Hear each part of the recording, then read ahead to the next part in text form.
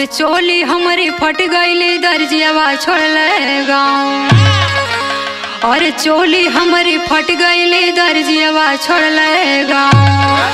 आज पिया के बारी बाटे कैसे मिले जाओ ललका झूलवा हो मारेला कर जावा में बा।